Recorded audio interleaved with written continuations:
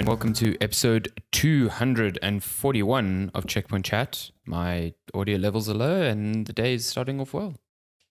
My name is Alessandro Bobas.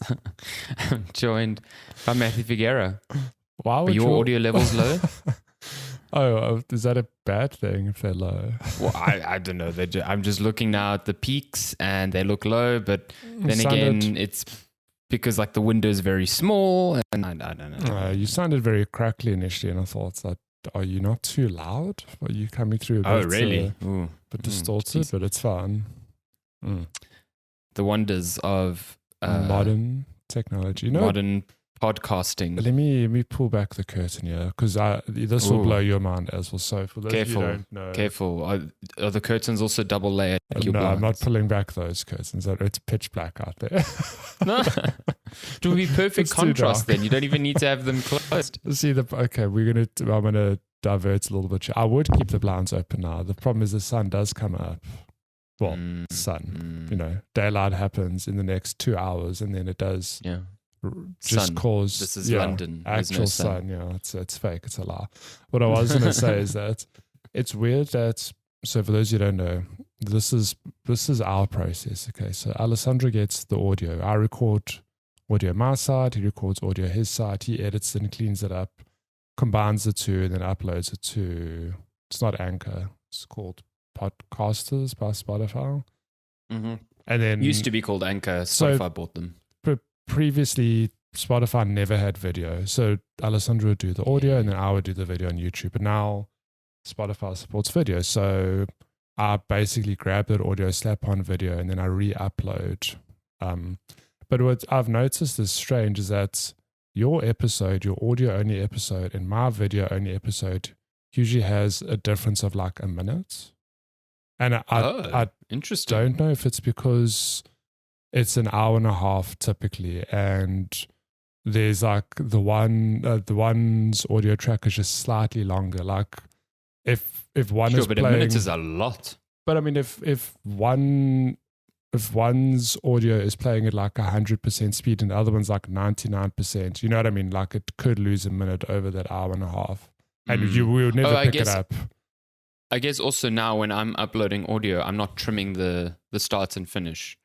I used to. But even then, even when it was just the episode, it'd still be a gap of like 10 to 20 seconds, which is just so strange to me. But it is, one's probably just slightly faster than the other, and we would never pick it up because, it still sounds the same. That's so strange. That's we've pulled back the curtain. We're going to close it now. Can't let you. I mean, it makes my life easier because essentially the audio is all coming from one upload now. So that does help in a way. That's peculiar. There's so many things. We've been doing this for so long and there's so many things that I still wish I understood more of. You know what I mean?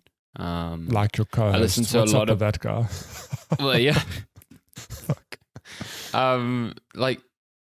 Like there's so many podcasts to listen to and they use all this like very advanced equipment and stuff like that. And I think a lot of that is like it's stuff that is useful for both podcasting and live streaming. So it's a bit like overkill for what we do. Yeah. But there's still like things like I listen to people every now and then they go into like the specifics of their setup. And I'm just like, I don't understand half of what you're talking about. Like, I don't understand why I'd need this or that or this or that. But maybe that's why so many other podcasts sound technically like better. I wish I understood that stuff better.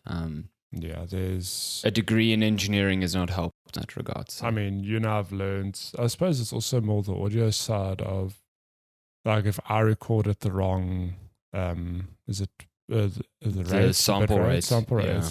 If it's even just slightly different, it throws the timings completely. Thankfully, though, now when I do know that happened, like when you're like, oh shit, Audacity like reverted to the old one.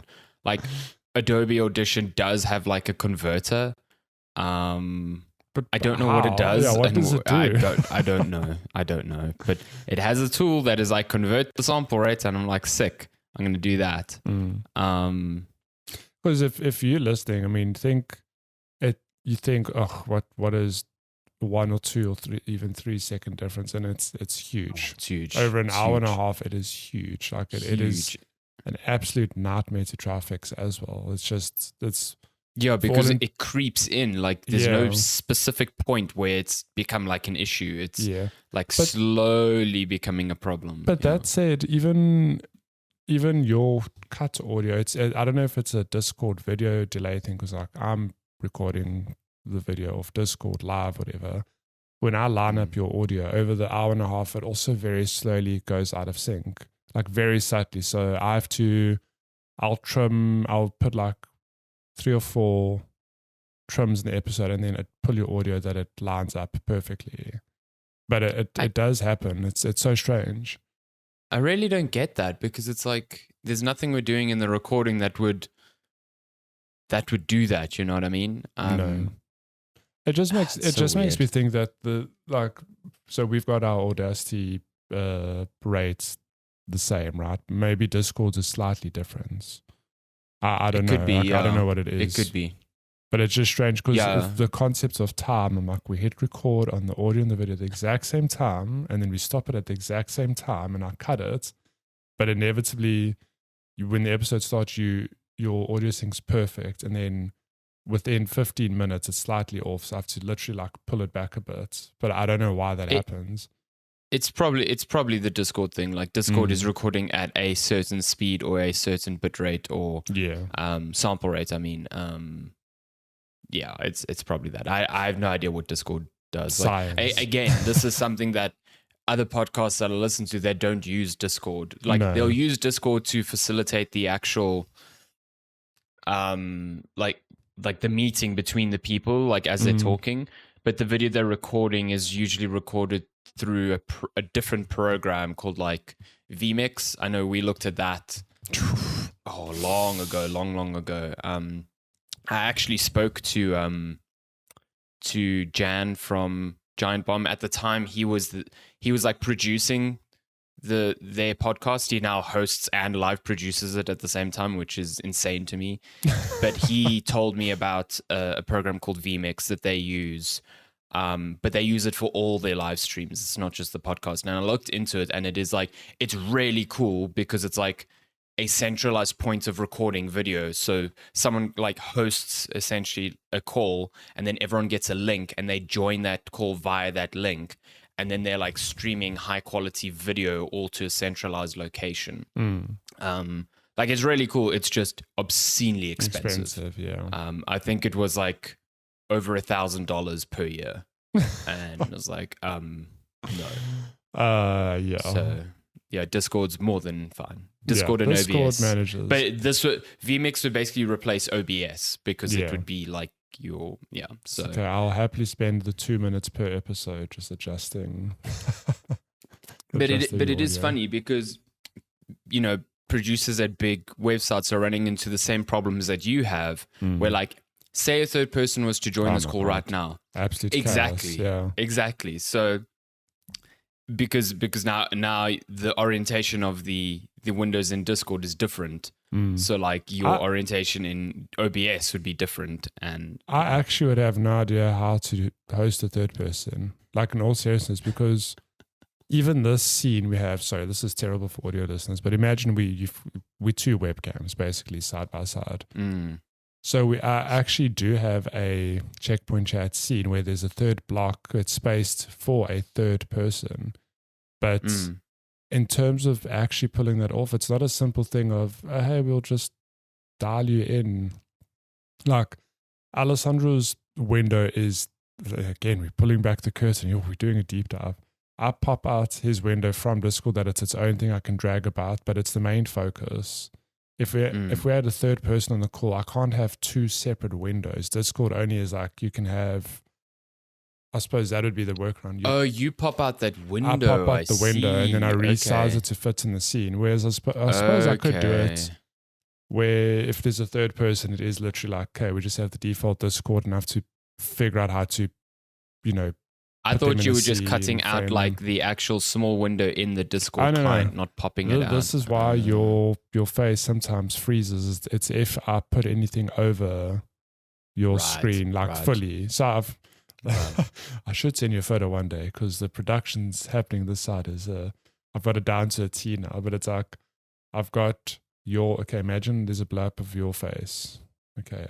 But I've got like a small, I'm imagining exactly small that. Audacity in the top left, stopwatch in the middle, OBS on the right, and then like the little news/notes taking window on the bottom left. I don't have anything maximized over your feed because then that's where your screen and OBS like freezes, whatever. So it happens now and then if I'm like moving things about. You go, oh no, what happened? I'm like, you saw nothing. Yeah. I'm busy.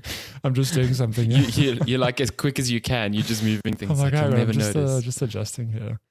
Yeah, but it's funny how we figured it out because I mean, we did in-person recordings for the longest time and then COVID happened. I was like, oh shit, we have to figure out. Yeah, very quickly we had to figure out remote. But then I think you figured out to a degree where when COVID wasn't a thing anymore, it was like, no, this is actually like way easier to do than meeting. Because it was like you lived far. Like you were driving a long way for the recordings every Saturday. So, but I mean, it kind of, I don't see what an in-person recording would do differently to what we do exactly now. In fact, like this is why I think so many podcasts have stayed remote.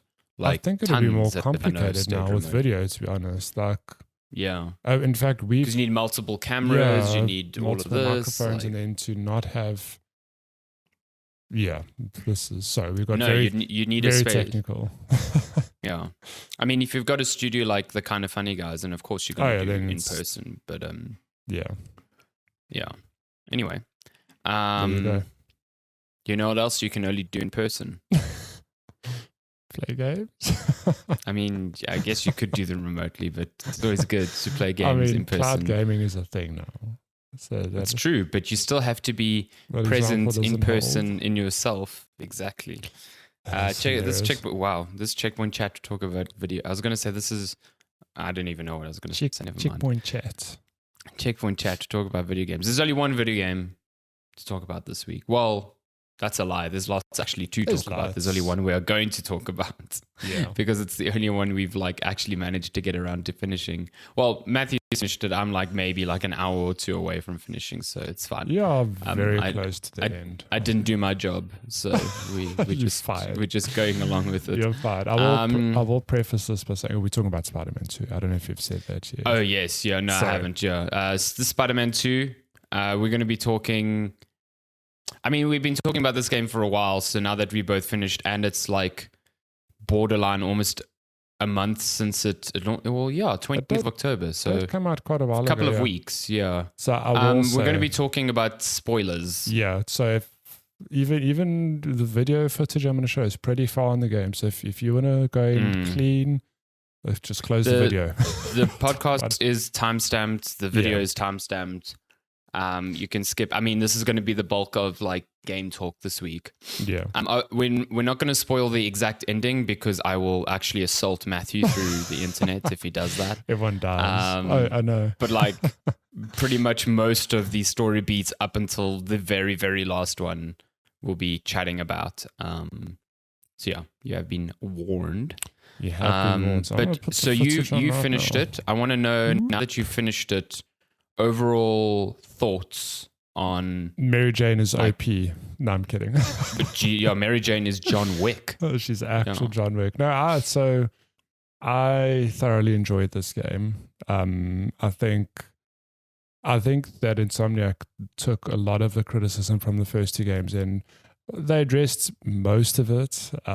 Like I will say, there's still a lot of side activities that feel like busy work. However, they did rein it in. Like if you think of the original Spider-Man game, to platinum that took 50, 60 hours potentially. Yeah, there was a lot of busy work you had to do at the end. So much filler. Like, I mean, I've platinumed this now and it was 28 hours. And even that was, I spent some time in photo mode and I spent some time just swinging around. And I think in terms of pacing and bringing it, reining it in, they've ticked that box. So good for them. I really enjoyed that. But I will say, I think my biggest criticism and I think the biggest concern you and I both had was Spider-Man 1's Act 3 felt like absurd. Like actually absurd in that everything that city is trying to kill you and you can't go anywhere. It's when a Sable comes in and takes over the city and it's nonsense. It's like way too aggressive. And this Act 3, I won't get into details, has like the exact same problem where I wouldn't say to the same degree, not to the same degree, but the same thing. Yeah. It's this thing of like the city's like aggressively trying to kill you, like over the top. And I understand maybe there's a narrative thing in trying to one up what's happened before to, you know, up the stakes, but it just feels unnecessary. Like you don't need to do that to make the game feel like, oh, you know, things are bad. But it makes a bit less sense this time around, though, in terms of like how the city is functioning. Yeah, you know, while this is happening, because you hear like J.J. Jameson and is it Danica? You have the podcast, and they're talking about like what's happening. And you're like, if this was actually happening, there would be no one on the streets. People would just evacuate. Yeah, exactly. So it's a bit of a weird disconnect there. You swing around and then it's like people stuck in their car. And I'm like, no one would be driving around. What's happening? People are just still walking around like casually. And I'm like, this would not happen. I don't understand. That to me is just like my biggest criticism of, I know they're trying to one up what's happened before. It just, you don't need to do that. Like, for narrative purposes, we understand what the stakes are. You can just tell the story, and I think that's enough. All that said, I do think, like, I did thoroughly enjoy playing this game. I think the balance of Peter and Miles was very good. Like, I also had concerns of, not concerns really, but how do they balance it? You know, will I spend more time playing Miles? Will I spend more time playing Peter? And while I agree with you that Miles is probably the funner Spider-Man to play, I do think they gave Peter enough tools to keep him maybe not as interesting, but still very interesting to play as. They definitely improve him from like if you go back and play Spider-Man Remastered now, which, you know, I did after playing Miles Morales, like when Remastered came out on PC, I wanted to try. Sorry, the video footage. Please watch this really bad Akira slide. It's terrible. Oh my goodness, it's great. It's terrible. Love to see it. I went back and played Spider-Man Remastered, and it was very evident that Miles was just a lot more fun to play. But I think now with Peter, they let him keep a lot of like end-game abilities from Remastered right at the beginning here. And then they like build on that. So like where Miles has this Venom and so Venom as in his electric powers, not symbiote.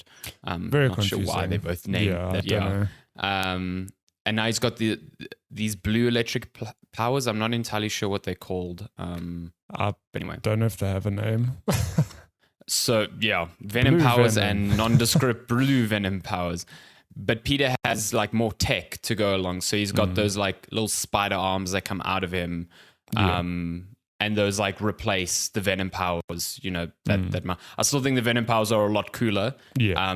But in actual practice, they both serve the same purpose. They both have like a launching attack or a crowd control attack or a single damage attack. So Peter's just as fun to play as Miles. I just think Miles is visually flashier, which is always fun. But they definitely dialed up. Like, I think one of my favorite things from the Miles standalone game was you could immediately tell how they swung around like completely differently. Where Peter was not stiff, but Miles, you could see, was just more. Miles is more like emotive. Just more emotive and more stylistic, I guess. But they've definitely done the same thing for Peter here, where he's also got now his own signature way of swinging around. I mean, Peter can do tricks now as well. That was specifically a Miles thing. I particularly love the one trick of Peter's where if you diving from a high building, and I think you press like back and square, he just like turns around and starts solving a Rubik's Cube, which is the biggest flex I've ever seen in my life. Like, I think and Miles, if you fall long enough, he actually solves it, which is quite fun. I'm surprised there's no trophy for that. There should be a trophy for that. Yeah, when it happened to me, I was waiting for something to pop because I thought that was quite a cool thing.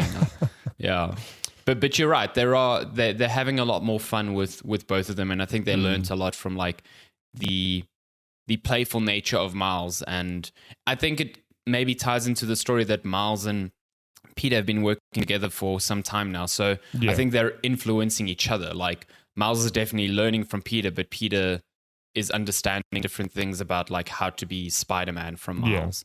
And that's 100%. Actually quite a cool theme in this game, is like Miles is so concerned about being a better Spider-Man. Like he's still carrying the weight of losing his father and kind of like reconciling the line between revenge and facing his trauma, which is, I think, conveyed really, really well throughout the game. And then like contrast that with a Spider-Man whose mentor kind of like loses his way and Miles trying to figure that out. I think those little story beats, like they conveyed really well, and they're done extremely well. And I think Miles specifically shines in a lot of those moments. Yeah. I think I like one of my favorite parts of all of these games has been the stories that they tell. Like, don't get me wrong, I love swinging around. I love, the act of being Spider-Man, but the actual stories from the original to Miles's own, smaller standalone tale to now this big forces combined thing. Like that, I've always just enjoyed the things they tell. I mean, I think the first time we spoke about this game when we first played it, I love that it touches the more human side of, superheroes, where I've said before, Iron Man's the billionaire, Thor's like an actual god. Like there's obviously depth to them, but it feels like they just set up. They're just doing their thing, Whereas these two are just normal people. Like Peter's trying to balance. They are neighborhood superheroes. Yeah. Peter's they're more people. Yeah. Peter's trying to manage, paying bills and getting a job. And Miles is like, oh God, I've got to write my letter to get into college, which is such an absurd thing. You think like, but you're Spider-Man. And they balance these two things very well. Like the story is, one of the story's themes is about like balancing and like when to be Spider-Man and when to be Peter or Miles. And I think the payoffs on both fronts are very strong. Like there are a lot of very heartfelt moments in this game, which I didn't expect. But it does that without being awkward, because I've always found, like, especially in the Spider-Man films, it was very like overall with like, oh God, this balance of being a superhero and a normal person. And it's always like Peter's about to hand in something for a deadline, and oh no, now he has to leave because someone... It's like not that like overtly. It's like very complex situations where they have to make difficult decisions about choosing the life that they're in, and it culminates in a really interesting fight that I wasn't expecting. Okay, this is like proper spoilers now. If you were still like concerned about that, the mission I played last night, which is, you say, quite close to the end now. Venom basically infects Mary Jane with the symbiote, and she turns into Scream, which was super cool. And then there's this very extended fight between her and Peter, where the symbiote brings out her frustrations about living with Peter and having to deal with his superhero life. Like the number of times Mary Jane had to compromise on her future and her wants and her dreams because it had bills to pay, which Peter couldn't, do because like he couldn't hold a job because he's busy running around as this costumed superhero. So she, throughout this game has to work for Jonah Jameson and write bullshit like news stories and stuff like that. And all of that comes to a head in this fight where she's like, actually, this is unfair. I'm being treated incredibly poorly, and like I'm sick and tired of having to live this life, and it's something I've never seen like explored. Maybe in the comics they do, but Mary Jane taking that stance, and Peter kind of like coming to this realization that his life choices aren't just about like his compromises; it's about the people around him as well. It was really cool. I just thought it was a very, very cool story moment that came out of nowhere. I think it's interesting because I also wonder now, like I finish a game, no spoilers, but like what's next? I know who, I have an idea of, who the next big bad person is going to be. And there are some little seeds planted that you can kind of figure what they're going to do. But in terms of actual expanding the gameplay, I don't know how. Yeah, that's a good question. This. Yeah, I mean, we've seen again, no spoilers, but I think the director, whose name I cannot remember, has said Brian Inter. Like the third game would be the Avengers Endgame moments for this franchise. Like it's that big of a scale. I think, like, correct me if I'm wrong, that is more or less what he said.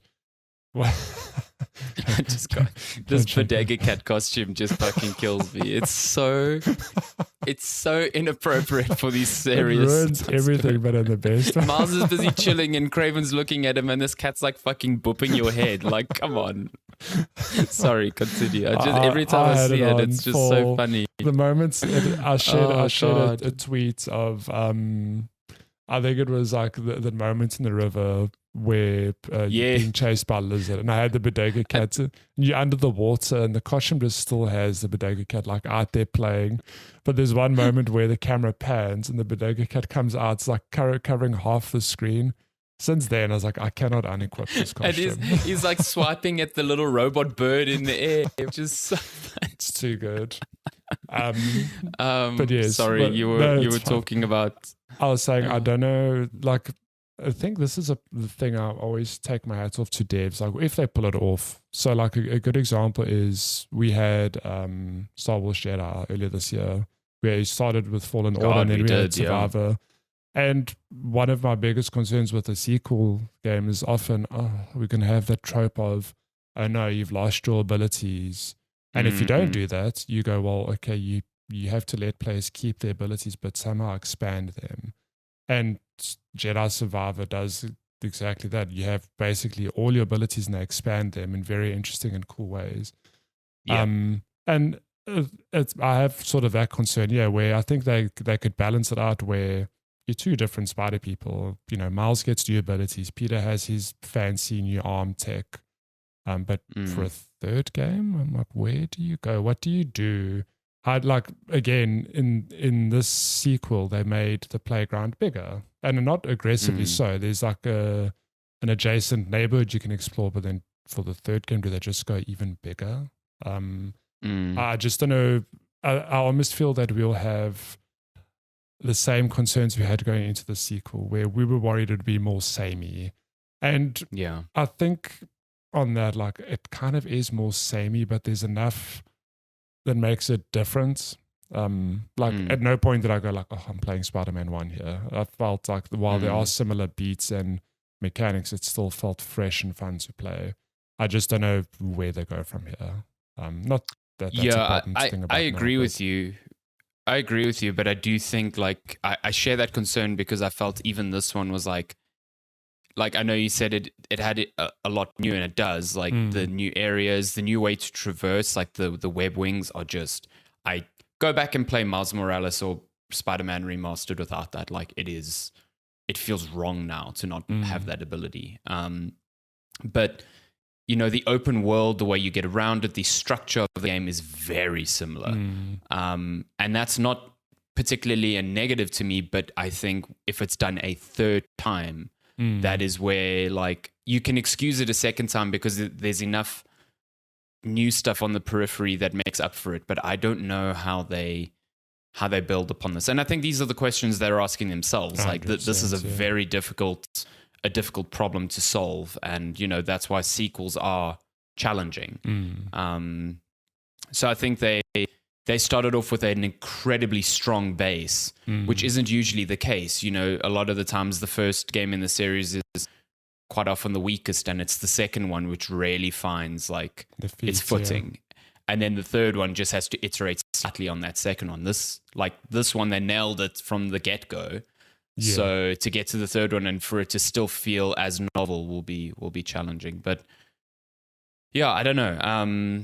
From a gameplay perspective, I think I really don't know what they can do, because I think they pushed everything they could here. Like the abilities are really cool. The new stuff is really cool. The moveset you have by the end is extremely expansive. So like to start you off at that and then build upon that again just seems like too much. Yeah. But yeah, I don't know. I have issues with this game. Like I don't think it's perfect. No. I think just like the first one, I really, really enjoyed, but I think there's ways they can improve. I think the open world, again, a lot of the side activities feel very open world and boring and cookie cutter stuff. Like I think we spoke last week about the Mysterio little side quests. I really didn't like those. I didn't like the ones where you're chasing the robot bird. I didn't like the ones where you're doing the small experiments for like Harry and Peter's company. Like those ones where you're controlling a drone bee and shooting stuff. I'm like, what is this? Like, come on. I love quotes, don't love how overacted it is. Like no one says those things when they're playing a game. Like an AR game where you're shooting bees. Yeah, Peter's like really into this thing. Like he's never played a video game in his fucking life. Yeah. So yeah, like stuff like that. Like that was stuff from the first game that I thought was kind of poor, and stuff that I think Miles Morales like fixed because it didn't have as much of it. Yeah.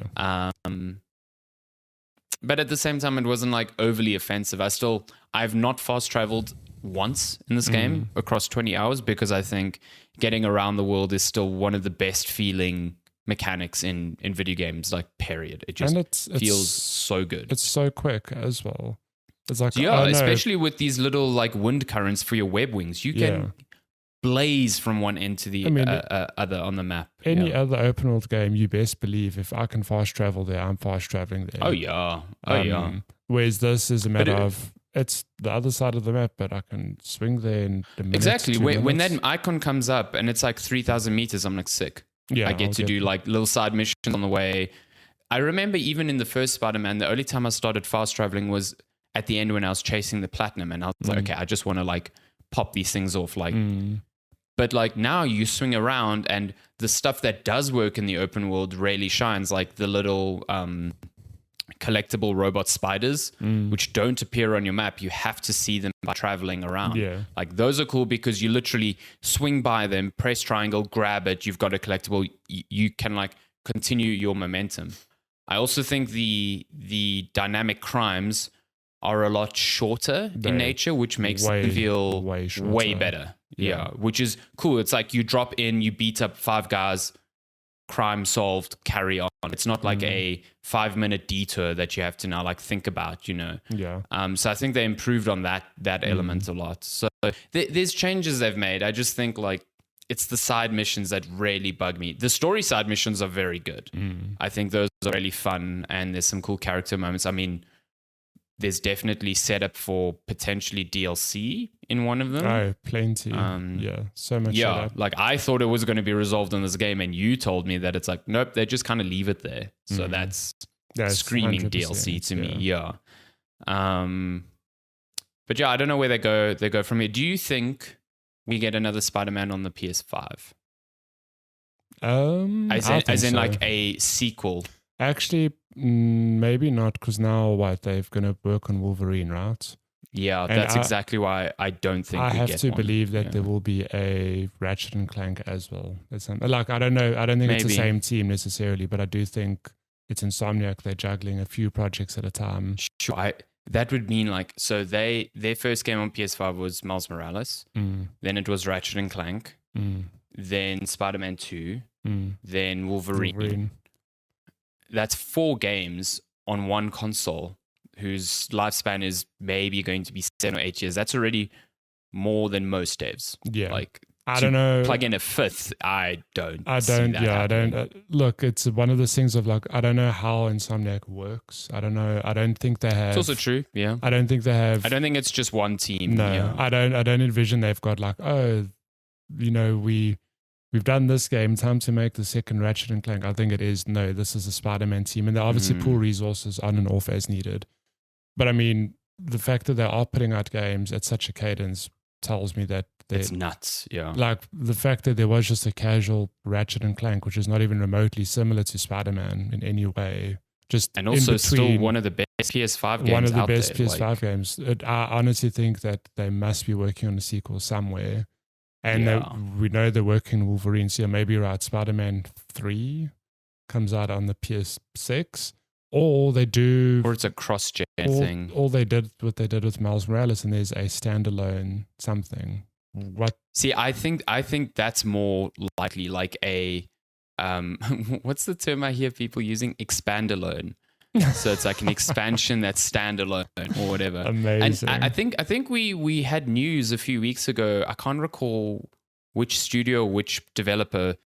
It might have actually been Insomniac being like, yeah, this is going to become more common. Like because it's just easier to make these smaller games in between bigger sequels as opposed to like jumping straight into a sequel. And you saw that with Naughty Dog. They did The Lost Legacy. We got Miles Morales. So like I for sure see, like, if that's the route they want to go, they use like an expandalone to kind of set the stage further for a Spider-Man 3, which is maybe then on, you know, a new console, maybe 1 or 2 years into the PS6 cycle. I mean, think about it. Spider-Man 1 came out 2017. So that was 6 years ago. It's a long time. I think in 6 years from now, we are, knocking on the door of 2030. Like that's new console territory. There's no way we're on PS5 by then. That's it. The fact that Spider-Man 1 came out only 6 years ago, it's wild. It was a PS4 game, which blows my mind. PS4 only game at the time, crazy. Which is Spider-Man 2, good time. I thoroughly enjoyed it. I think that's very good. It's very good. I think, like, frustrations aside, it's still a AAA first-party Sony title, which we know for the most part is like you're going to have a good time. The bar's very high, and I feel that they've reached that bar. And I feel grateful that we're in an era of a Spider-Man game that is this good after decades of absolute shit. I can tell you, me would be thrilled knowing that one day there would be really good open world Spider-Man games to play. Because it's still top tier. Yeah, really, really good. Quickly, what are your 3 best suits? The Bodega suit has to be. Oh, of course. I mean, I could have guessed that one. I don't know. There's the one that they both have a version of suit where they have a cape. It just I don't know the name of that. I don't know what it's referencing, really, or if it's just a standalone. It's like the Arachnite, and I don't know what Miles' one is called, but yeah, I know exactly what you're talking about. Spider-Man with the cape just looks really cool. I don't know why it's never been done. Maybe it has been done before, and I just haven't seen it. But it's never been seen to me. When you pair them both with the capes and you see them, standing like back to back, running around. Oh, damn, powerful, real good, absolutely powerful. And I think. I don't know where, but I just love the nods to the OG Spider-Man movies, like the old Tobey movies. You got the like suit, very webbed suits. Yeah, and you've got the actual Venom suit from it's Spider-Man a good one. 3. I enjoyed that one. That's great. A lot of nods. These games really show off how bad the Spider-Man suits were in the Andrew Garfield era. They look terrible, just terrible. Yeah, but these designers had a lot of fun with all these suit variations. Yeah. Good God. It's a lot of cool suits. I do agree with you. I wish there was a bit more lore background on each of the suits just to like give they don't tell you reference to this suit comes from this or that. Even then it'll just be like a playful, like it'll be named something, and I just look at it and say, well, it's reference. I know it's linking to this franchise, but I don't know what specifically in that franchise because it's got like some other name. Yeah, exactly. Okay, exactly. Cool. I so I haven't unlocked all of them yet. But I'm hoping that there is a armored spider suit, like the OG classic one, which is the silver like plates and black spandex. I fucking love that suit for no reason. I just think it's sick. But of the ones that I do have, I really like the story Venom suit or the symbiote suit because of how it changes over time, like so subtly. Like firstly, it looks like it's living. It looks like an alien, so it's constantly like coursing and moving. But then as Peter starts getting more and more attached to this thing, you can see it like it's changing. Like he becomes more like I don't know, there's like almost like symbiote veins on the back of his head that become more pronounced, and the spider on his chest becomes more stretched, and it's very cool. I think it's awesome. Very sad that I cannot wear it during the story currently. So, on Miles' side, I really like the what's it called now? Oh, the Across the Spider-Verse one. I love those suits. So you get the Into the Spider-Verse, and I like the one in Across the Spider-Verse a lot better. I do turn off the low frame rate stuff because it makes me ill. Like it actually makes me feel sick. I left it on and I got used to it. I played for a good chunk. No, I can't. I really can't. I in the first game, I did get used to it. I was like, oh, this is pretty novel. But now, I don't know if it's the speed of the swinging is faster. But boy, that like weird choppy frame rate on them. I think it's a cool idea. I get sick. Well, at least they give you the option to put it off. Yeah, exactly. Yeah. I'm very happy about that. So it looks very out of place in the story missions, but I don't give a shit. And then the last one... yeah, I actually don't know. There's so many good ones for Peter as well. I think this game, an aggressive number of suits. You're unlocking them every 3 minutes. The Superior Spider-Man suit is very good from the comics. Like it just looks very, very nice. And it's cool that it's got the little thing on your back where the little metal arms now actually protrude from, which is neat. So yeah, quite enjoy that one. It's a good game. Or Spider-Man 2. If you got a PlayStation 5, you should probably play this grab game. it. Absolutely grab it, Yeah. Cool. That's Spider-Man. Spooderman. Shall we get now we can move on to Alan Wake. Jesus. Oh my God. I'm very excited to play Alan Wake. Or finish Mario Wonder, or finish Zelda, or just never finish games ever. I'm chipping away at those Switch games. Don't you worry. Fuck. I don't have time. I need to finish. I know we're going to do Game of the Year soon. I'm just like, I don't know what to do. I really don't know what to do. The Game of the Year is Forspoken. We've spoken about this. Then I've got a guide work who's like, you need to play Baldur's Gate. Oh my God. And you got Miklas and Jeff and everyone going, yes, Baldur's Gate. Like, okay. Come now. Yeah, I just need time. Oh, I need to stop. Speaking of time, here's how much time you're going to lose this week to new games. We are getting looking at games to the end of the year from today, 11th of November, up until the 17th of November.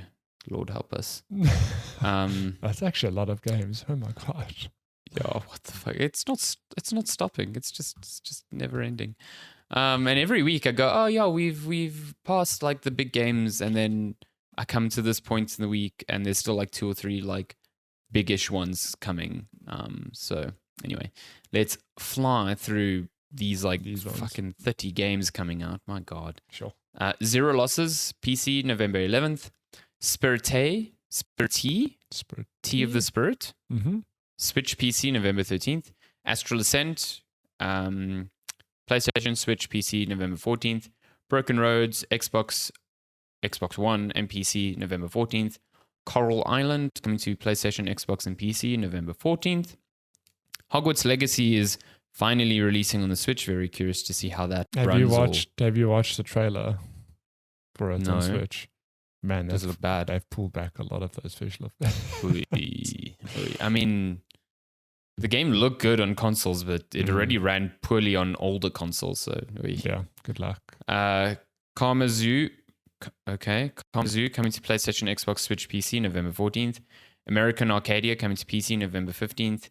Ascent of Ashes, PC, November 15th. Checkmate Showdown, is that a chess game? Coming to PC, November 15th. Lake, Season's Greetings, I assume that's DLC for Lake. Yeah. PlayStation, Xbox, PC, November 15th. Ooh, Teardown is coming to consoles. PS5 and Xbox Series X and X, November 15th. What is Teardown again? You played that. Yeah. That like voxely game where you can, it's like a heist simulator. Yeah, you can like blow up stuff. It would destroy CPUs. How's this running on? Yeah, good luck. I'm very curious to see how this runs on a console because boy, that thing brought my PC to its knees. That is a really fun game that I highly implore people to try out. It's super cool. The Last Faith coming to PlayStation, Xbox, Switch, and PC, November 15th. Universe for sale, PC, November 16th. Oh my god. I love this name. Naruto X Boruto Ultimate Ninja Storm Connections. Why? Why they like this? Wow, I don't know. Huh. Geez, every console under the sun, Switch and PC. Yeah. Persona 5 Tactica. This is the XCOM-like for Persona 5 because they cannot stop making Persona 5 games. I'm so lost because I saw this and even right now, go back 10 seconds, watch my face. There's another Persona 5 game? That game sold so obscenely well that Atlas is just like, we need to make everything Persona 5. I mean, they're not wrong. Yeah. Where's Persona 6 though? It's the question many people have been asking. PlayStation, Xbox, Switch, and PC. November 17th. And then the last one for the week, Super Mario RPG. Remake, remaster. Comes to Switch, November 17th. I have not played an RPG Mario. I've never played Super Mario RPG, people, so I'm quite curious. Yeah, seem to love Super Mario RPG, so that's coming out soon. Yeah, that's game releases for this week though, which means we can get on to gaming news. Now the big question is, I mean, I'm asking, but what is the big news this week? I suppose it's I know where I'm leaning. I don't know where you're leaning towards. I mean, it has to be GTA, no? Grand Theft Auto 6 announcement is reportedly happening soon with a trailer release following. So, I think... Oh, well, okay. Yeah, well, this announcement did happen. This did happen. I think, updates. Rockstar has now confirmed that GTA 6 trailer will debut in December. And they did it in the oh, wait, sorry, I didn't realize there was a whole separate... Oh, my God, written by Darren. Look at that, hey? This is hilarious. They confirmed this in a tweet. Yeah, quite literally just in a tweet. Not even a primary tweet. It is like the third or fourth tweet in a thread of tweets going like, oh, hey, Grand Theft Auto 6 trailer's coming soon. They're like, oh, Grand Theft Auto we're celebrating 25 years and this couldn't be done without you. Also, there's a trailer for GTA 6 coming out next month. Goodbye. Which is such a weird... But again, grand. Like, Take-Two knows and Rockstar knows, like, they don't need to do anything else. Like, everyone is hanging on a dime for, like, new GTA 6 news. I mean, there were those, like, people that were, like, convinced that Rockstar was trolling them with the phase of the moon and this and that. Like, people have gone on batshit crazy. Like, anyway, GTA 6 is getting its first trailer in December. The Game Awards are also in December, but I don't know if it will be at there because, again, Rockstar doesn't need the Game Awards. Like, the Game Awards would love to have this trailer. Jeff Keighley at Rockstar is still like, please, let me have this. I want to be popular, please.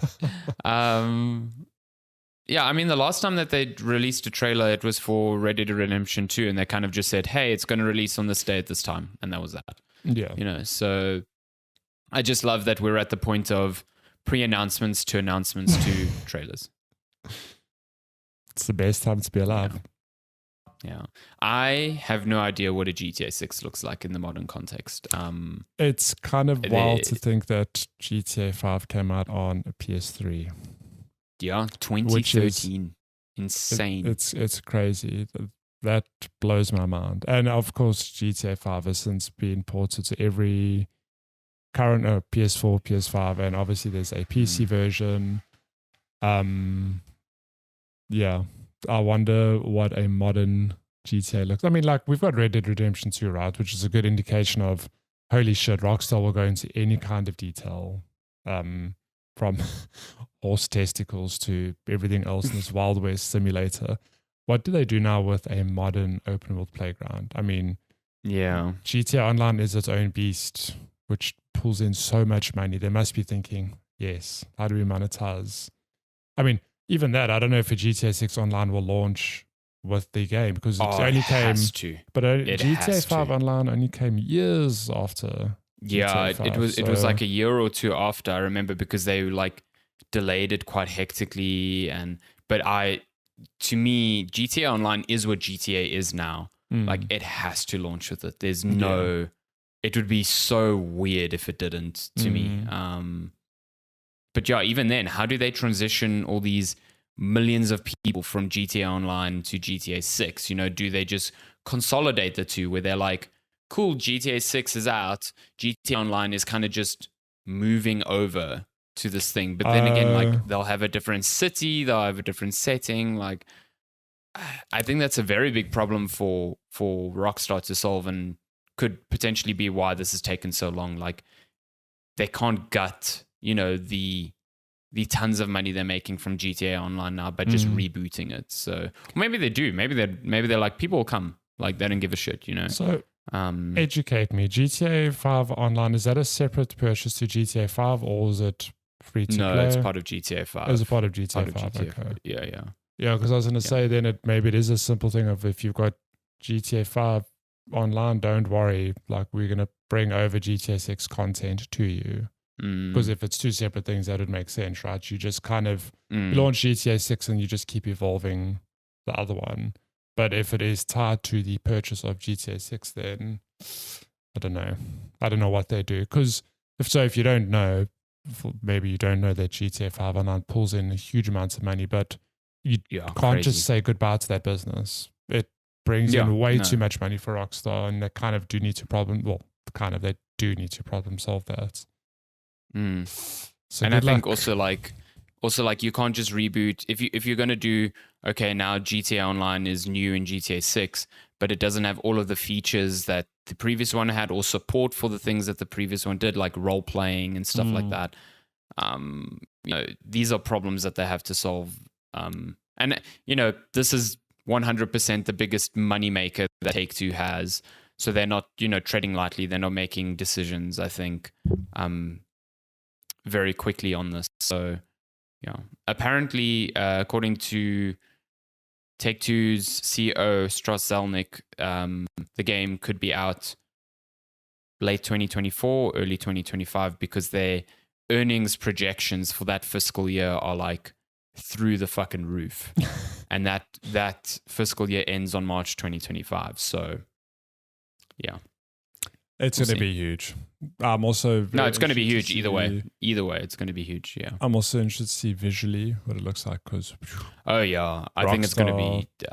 I mean, Red Dead Redemption 2 is still one of the best looking games out there. So I definitely think. I do hope that they can figure out HDR, because HDR on Red Dead Redemption 2 was ass.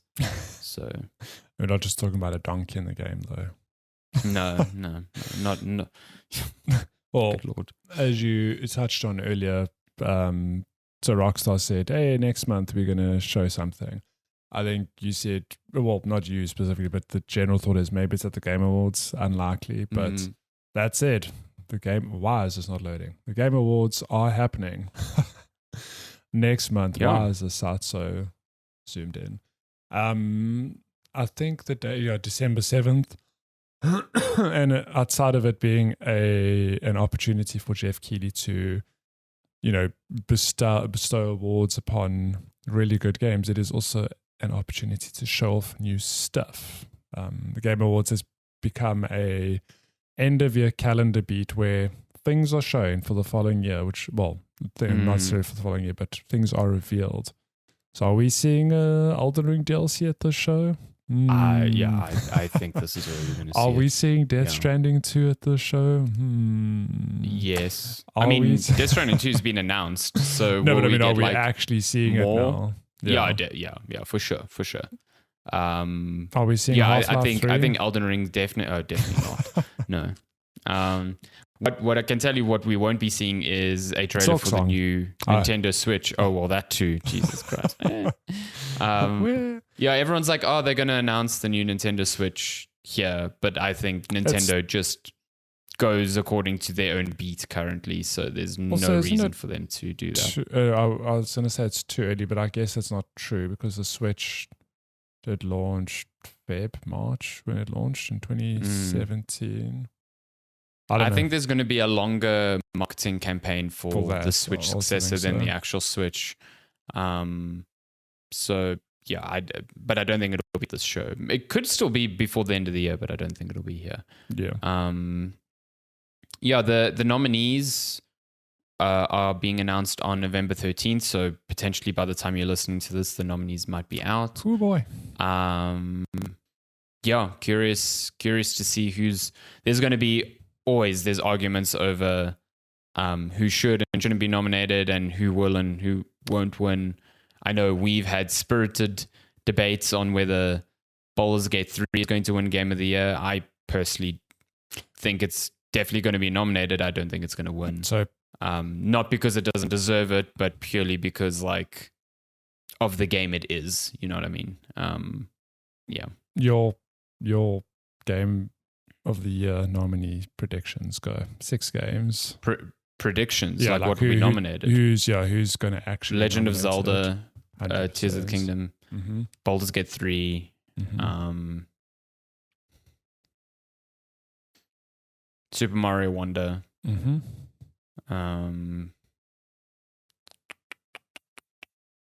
Spider-Man 2. Do you think Spider-Man 2 will be there? Cool. Yeah, Spider-Man 2 will be there. Do you think Alan Wake 2? Alan Wake 2 will be there. And what is the sixth? What's the sixth? What is the sixth wild card? I'm also trying to think like what is something else good that came out this year? Is it something indie? I mean, Baldur's Gate is not indie, but it's definitely the least AAA out of all of those nominees. Sixth one is difficult. Yeah, what takes the sixth slot? Like, there's been so many good games this year, but what stands out as something that grabbed the zeitgeist? Like, is it? What are you going to say? No, no. I didn't have a suggestion. Is it going to be like a Resident Evil 4 remake? Because that. Oh yeah, that's not a bad shout. Yeah. A thing. Would it be a Starfield? Unlikely. Oh Jesus Christ! No, I don't think it'll be a Starfield. Like, yeah, no, I don't think it'll be a Starfield. Like, because the nominees are determined by the number of votes garnered for Game of the Year, so they take the sixth highest number. I don't think, in terms of critics, Starfield is going to rank there. Yeah. So the sixth Resident Evil 4 is probably a good shot. Yeah, that's probably where I'd lean. It's weird though. We've spoken about how good of a year this has been for games, and I thoroughly agree with that. But when I'm trying to imagine the six that'll be for Game of the Year, it seems like very sparse. You know what I mean? I mean, those 5 we have already are very good. It's just it should be there. It's Cocoon. Cocoon should be there. It's not gonna be there, but it should be there. But what interests me is that 6th spot. It's a wild card because those first 5 seem Hi-Fi obvious. Rush should be there. Hi-Fi Rush should be there. It's not going to be there. Yeah. Final Fantasy 16 could make an appearance. Oh yeah, that's another one that could be there. Although, don't know. I feel like there is a very vocal portion of the internet that really loved that game, but then like the general consensus was that it wasn't that as good as we maybe liked it. Like I loved that game. Yeah, no, for sure. So we'll see. I don't know.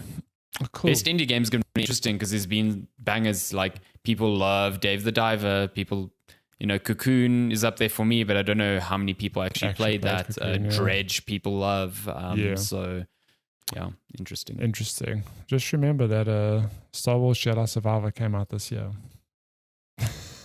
Yeah, I keep forgetting about that. That's probably why I don't think it's a really good game, but it's just weird how it's just not in the zeitgeist at all. You know what else came out this year? Some Horizon Forbidden West DLC. The DLC. I mean, but it's a DLC. So I don't know, where does that get recognized? It's a good DLC. I enjoyed it. Next piece of news. I suppose let's just touch on Nintendo because we did touch on them briefly now. The Switch has passed 132 million sales, which is just absolute madness. Yeah, that is a ridiculous amount. Just crazy. I think let's just dial back. So we touched on the Switch coming out. Remember, it was announced this is Wii U era. People going, what are Nintendo doing? What are they going to do next? And then that Switch trailer dropped, and everyone went, that's really cool. A handheld, that's actually a console. And fast forward to today, and look at what impact the Switch has. The Switch has had such an impact that we've got the Steam Deck, we've got the ROG Ally, we've got all these handheld things coming out. We've got PlayStation's weird cloud machine. It's still a handheld technically. And now Nintendo have sold 132 million of the damn things. And they've definitely set a trend of people have a hunger for this portable gaming, but not Game Boy portable gaming or DS, like actual powerful enough to play, good looking and, expansive games thing. So it's just interesting that Nintendo have had such a rebound. And I'd love to see what the Switch 2 looks like. But I think what else came out of this, there was a lot of big numbers coming out of this report. Yeah, I mean, Legend of Zelda Tears of the Kingdom's now sold 19.5 million copies, which is kind of insane. It's like in 5-6 months. Yeah. Breath of the Wild still at 31 million, but I suspect Tears of the Kingdom's just going to blaze. It'll blow. I mean, Breath of the Wild came out 6 years ago. Yeah. I think Mario Wonder sold like 3 or 4 million in 10 days or something like that. The best-selling Mario game of all time, if I'm not mistaken. Well, fastest, sorry. Yeah, definitely.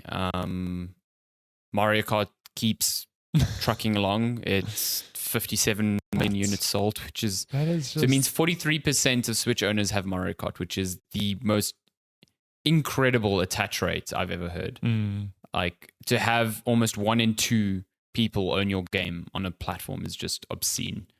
Yeah, I mean, the Switch just continues being the Switch, and it feels almost boring to report on now, but it is just quite incredible what a turnaround Nintendo had on one console. A time where people were like, will Nintendo just sell to Microsoft or Sony, or should Nintendo go third party?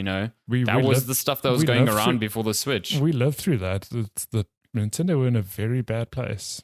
Terrible. People talk about Nintendo now like they can do no wrong, but like 6 years ago, that was super not the case. Don't hold your breath. The Switch 2 could be awful. Okay, we've seen it. Yeah, it could be. The Wii, absolute the Wii success. Wii U came after one of their most successful consoles. Yeah, so don't hold your breath. Until we've seen the Switch 2 and we've actually held it and played it, you don't know what Nintendo are going to do, because love them to bits. Sometimes they do the most absurd things. We'll see. Speaking of big numbers and records, Fortnite, this is wild. Fortnite smashes player records as it returns to the original map. This article is maybe a bit old, but the update is that 44 million players joined for the game's biggest day ever. That's wild. That is just insanity. And I can confirm that I know many people who have who've returned to Fortnite just to see what the original map looked like, myself and Lenska included. We haven't played Fortnite for months. Like, since before we moved, we played this week because we were like, it's Fortnite. Let's jump in. Yeah. And I know people who have never played Fortnite downloading and playing the game just because of the zeitgeist around it. So it's crazy. Just keep in mind, Epic laid off people not so long ago. What are they doing over there? It is interesting here. Eurogamer notes that in the UK, internet provider Virgin Media O2 said that the return of Fortnite's original map had sparked its busiest day on its broadband network, beating spikes hilarious. Around previous game launches. That's crazy. You know who crazy. my service provider is? Oh? It's Virgin and O2. I'm one of the numbers. You contributed to that figure. That's crazy. But it shows you again, like, the power of nostalgia as well. It really is. It's just nostalgia. Sure.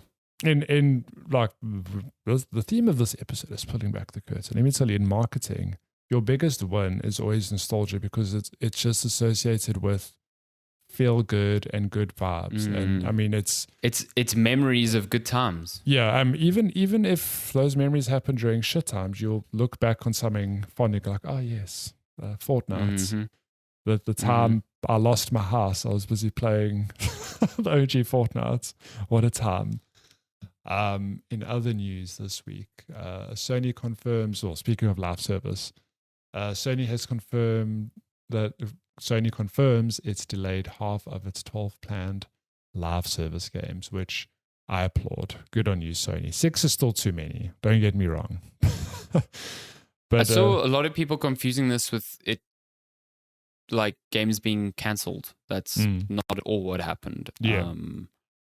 They are delayed, and I mean, if you read what the original plan was, it kind of makes sense. They were trying to launch 12 live service games by March 2026, which is less than 3 years away. That's just an obscene cadence for like 12 different live service games. So yeah, it's now only 6, which still seems like a lot. It's still it's like 2 big first party live service games a year. But, you know, of those 12 titles, which were the ones that were delayed, and which of those will, I think, potentially be cancelled? Like, I think they'll be cancelled. The Last of Us online game, the Factions online game, which has been reportedly put on ice, 100% could be one of those. Horizon is making a multiplayer game. Excuse me. So, yeah, I don't know. It's, you know, again, none of this stuff happens within a vacuum. So you've got like Jim Ryan leaving, you've got layoffs at Bungie, and a lot of the reports on the troubles they're having with like keeping continued engagement with Destiny, and then the knock-on effect that is having with Marathon, their next live service game, which apparently is like not going through the best sort of development. And then now you've got these delays, and it just seems like Sony is having a bit of a moment where they're like, is this really the route we're going to go down for the next like 5 to 10 years, you know? Yeah. So yeah, now I completely, not agreeing with you. It is fact that they haven't cancelled the 6 games. They've just delayed them. But I do think that in delaying them, they will inevitably be cancelled. Like, for better or worse, but I do think 12 is like an aggressive number of live service games. Yeah. That's crazy. And they, well, you know, because it'll lead to devs crunching. Speaking of crunch, man, it's the segues today. It's sure, so good. segues on point here. Report: devs worked nights and weekends to rush Modern Warfare 3 out. But Activision maintains a Call of Duty sequel is never meant to just be an expansion. I don't know. This is a weird story. So I read through this last night where who's the head here? I can't think of the name. The head of the studio. It's basically the head saying this game was not rushed. It's exactly as it was intended. And then employees coming out being like, no. it was absolutely not. It was absolutely not. But then the last update in this article, it's I don't know how to pronounce this, Halon, tweeted a much longer message about Modern Warfare 3's development via the Sledgehammer Games account. Quote, "We have worked hard to deliver on this vision, which has been years in the making," he wrote. "Anything said to the contrary is simply not true. This is our game and we cannot wait to play it online with all of you." Which is interesting because everything seems to point to this being a rushed cash grab.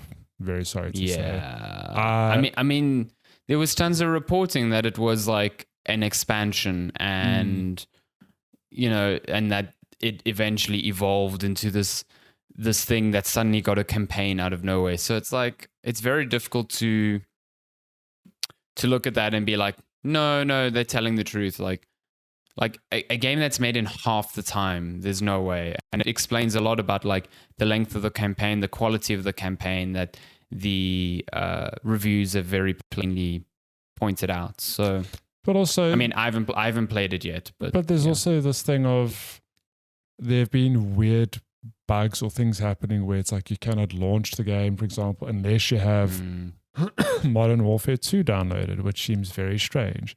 The trophy list was listed as like an expansion, which is very strange. 100%. How does that accidentally happen? Tell me that. I don't know. It doesn't. It definitely doesn't. And I don't know. I really don't understand what Activision was thinking. Well, I do. They wanted to make money. Monet. Like, plain and simple. They just wanted to make tons of money, and they're like, we can get away with this. Like, we can actually pull this off. And yeah, that's what's happened. And I think, there's been some positive buzz about the multiplayer, and that's cool.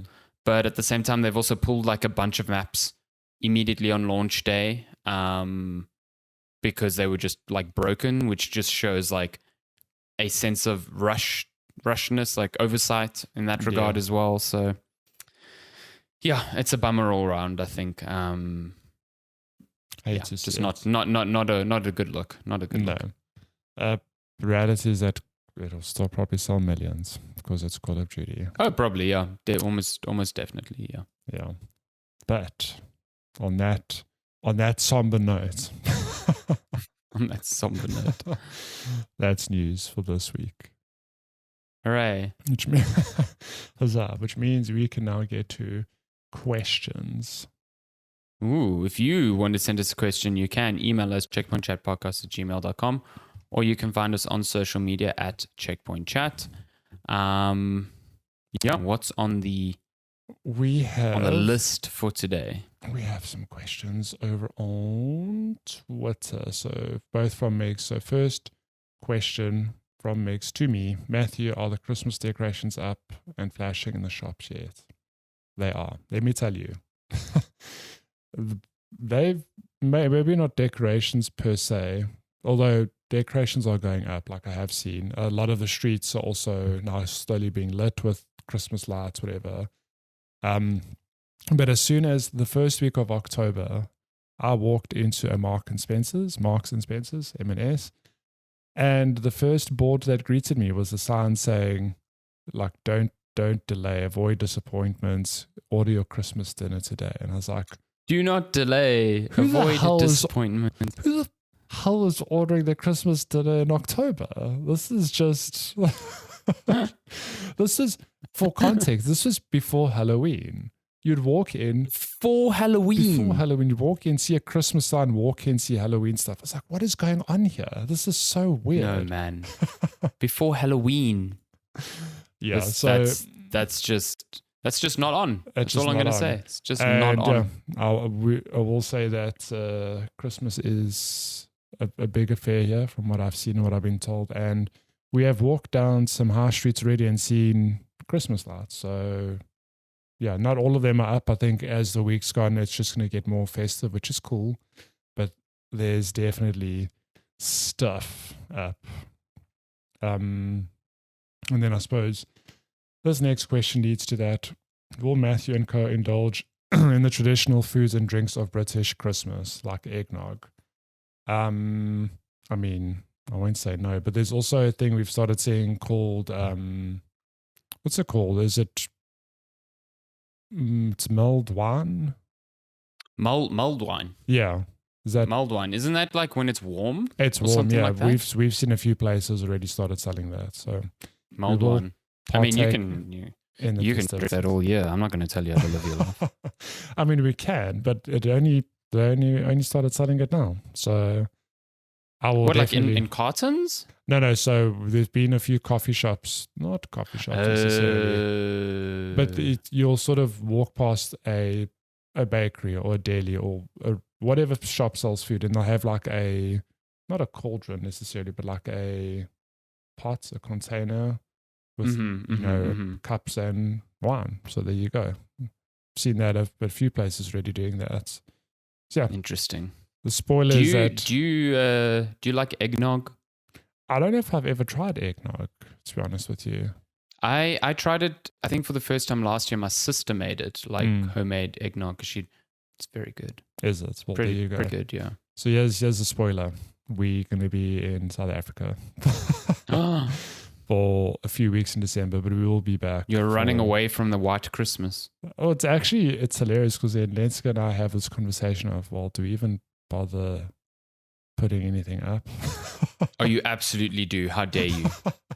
Or whatever. Yeah, whatever. I'm just going to leave it at that. If the next podcast there isn't a fucking sparkling Christmas tree behind you, oh, wow. there'll be words.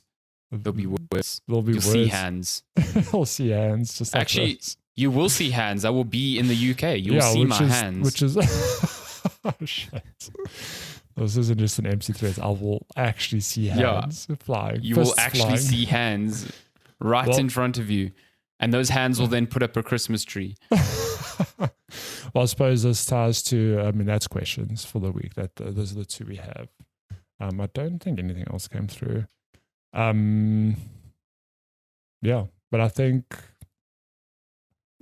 what I was going to say is that next week's episode, sorry, I got distracted by a tweet.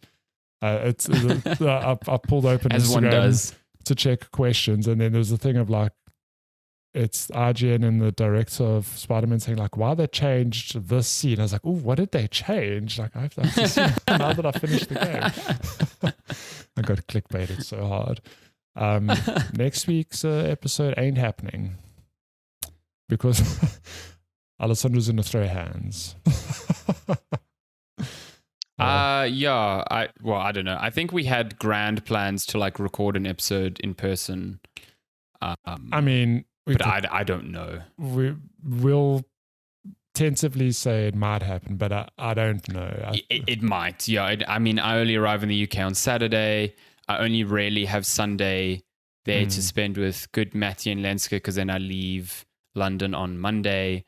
So yeah, it depends. Maybe we'll find an hour and do like a short podcast or something, not like no news and stuff like that. But there's no promises. That's what I'm saying. There's no promises. Yeah. But in the event that does happen, apologies. We will be back the following week. I think we spoke about it. Even the following week, well, we'll talk about it. But it's a thing of it's coming to the end of the year, so we'll not only do our Game Award predictions, we'll also do our actual Game of the Year discussion, and then we will be off for the duration of December and a week or two in Jan to have I don't know if I'll say well-deserved. You guys can decide if it is well-deserved or not, but a long-awaited break. Essentially, you're going to be coming here very early in December, and by then we want to be wrapped up. There might be behind-the-scenes stuff where we record a bunch of evergreen episodes in advance, so like the Game Award predictions and our Game of the Year stuff. But I would bet on early December the regular news-based, very current podcast to kind of end until the beginning of the new year. But there will be stuff. There will be stuff into like middle of December for you to enjoy for like end of the year stuff. So, but this is why I'm very, very stressed about Game of the Year because like there's like 2 or 3 weeks for me to catch up on shit before we actually have to gotta get have these discussions. Bring your Switch and play. Alan Wake is 20 hours. Mario Wonder is like 20 hours. Like 20 hours. Oh, man. Yeah. I was hoping for like a 15 Tears of the Kingdom, I've still got like another fucking 60. So it's actually impossible. Like actually impossible. You can talk about your favorite games without having to have finished them. It's okay. Yeah. It's a safe space. We make the rules. I love Spider-Man. This was the only game you finished. Yeah, exactly. Spider-Man and Cocoon. It's my Game of the Year, Spider-Man. Wow. Need more Game of the Year contenders that are 4 hours. The credits, amazing. Tears of the Kingdom, never saw those. What a bad game. Man, hates it. Yeah, never saw those. I still haven't. This is how far I am from Tears of the Kingdom. I still haven't unlocked a single fairy shrine thing. Because I haven't done the stupid quartet side mission. I can't even be mad at you because I've played a lot more than you have. I've only unlocked 1 of 4. Because this isn't Breath of the Wild. I found 2 of them. I just can't unlock them. No, this isn't Breath of the Wild where you just roll up and go, hey, upgrade my gear. They go, no, I need to hear the sound of a flute played at midnight. You go, oh, okay. You're like, what the fuck are you talking it's about? Weirdly specific, but okay, if I encounter a flute player in my journey, I'll bring them over. I've done that once. Okay, I've only unlocked 1 fairy. The other 3 are still like, I need a guitar. I need whatever other bloody instrument they want. So don't beat yourself up. Those quests are so obscure. Makes me mad. Yeah. But yeah, Makes me very mad. there you go. That's episode 241. 241. If you do want to send us questions, you can email us checkpointchatpodcast@gmail.com. Send us your game of the year lists. I want to read some of those. I want to know what people think is the best game of the year. Tell us. I want to see some weird choices. Tweet us your game of the year predictions for who will be a game of the year nominee, or who do you think will just be game of the year winner. Tell us. We want to hear. Cool. But yeah, other than that, it's been episode 241. Thank you so much for listening. We appreciate your support. And we may or may not be back next week. Who knows? If not, we're back the next week. So TBC. We'll tweet it out. Cool. Have a great week. We'll see you next time. Goodbye. Bye.